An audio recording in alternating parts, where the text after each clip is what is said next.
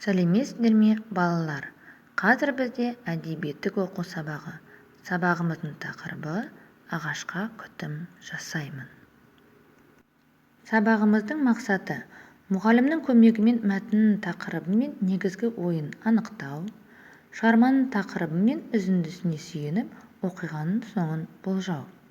Бағалау критерийлері: мәтіннің тақырыбы мен негізгі ойын анықтаймыз, шығарманың тақырыбы мен үзіндісіне сүйеніп оқиғаның соңын болжаймыз.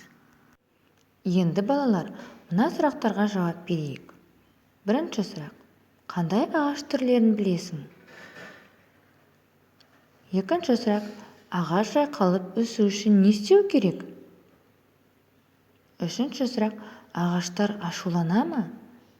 Білгің келе ме?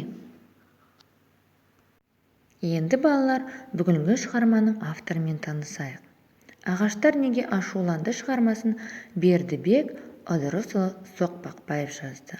Ол 1924 жылы 15 қазан күні Алматы облысындағы Нарынкөл ауданы Қостөбе ауылында дүниеге келген. Бердібек Соқпақбаев Нарынкөл ауданында мұғалім болды. Кейін ол Жұлдыз, Балдырған журналында қызмет атқарды. Бердібек Соқпақбаев көрнекті балалар жазушысы. Оның «Менің атым Қожа», «Жекпе-жек» тағы басқа көптеген кітаптары бар. Енді балалар, оқулығымыздың 74-ші бетін ашып, ағаштар неге ашуланды шығармасын оқып шығайық.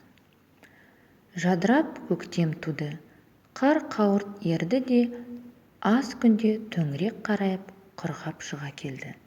Мектепте көшелерді көгертіп, ағаш отырғызу апталығы басталды. Оқушыларды түгел қызықтырған бұл бастама тек Алмабекке ұнамады. Орман болса тап іргеде тиіп тұр. Көшеге ағаш отырғызып, әуреленудің керегі қаншама деп ойлады ол. Бірақ жұрт бір кісідей кіріскен істен Алмабек шетте қала алмады. Осы сыныптастарымен бірге тоғайға ол да барды. Бірнеше жас тал, терек, қайың әкеліп, басқалардың үлгісімен терезе тұсына тізіп отырғызды.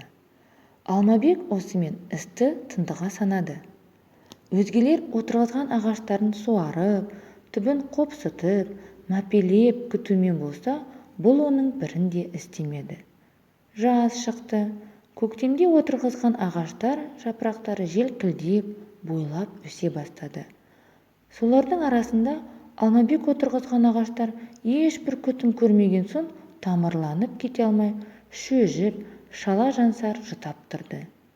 Орманнан өздерімен бірге әкеліп отырғызған басқа ағаштардың айнала жамырап, жайнап өсіп келе жатқанын көргенде, қоқыл тартқан ағаштар қапаланып, қайғыға батты.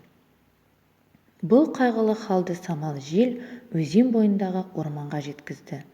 Осындай да осындай, Алмабек дейтін бала алып барып отырғызған сіздердің туысқан шыбықтарыңыздың халы мүшкіл екен деп, ол сыбдырлап бұталарға айтты. Ауыздарына сөз тұрмайтын бұталар оны сыбдыр қағып талдарға, талдар қайыңдарға, қайыңдар дереу теректерге жеткізді. Сөйтіп, кең алқапта алып жатқан ну орман Алмабектің қылығын түгел естіді. Енді балалар, келесі тапсырмаға назар аударайық. Берілген суреттерді мұқият қарап шығыңдар. Суреттерге сай келетін мәтін бөліктерін тауып әңгімелейіндер. Алмабектің қылығына өз көзқарастарыңды білдіріңдер. Балалар, сендер Алмабектің орнында болсаңдар, не істер едіңдер? Балалар, қалай ойлайсыңдар, ағаштар неге ашуланды? Әрі қарай не болғанын болжап көріңдер. Балалар, үй тапсырмасы: үйде оқулықтың 74-ші, 76-ші бетіндегі шығарманы түсініп оқып келесіңдер. Осымен сабақ аяқталды. Сау болыңыздар.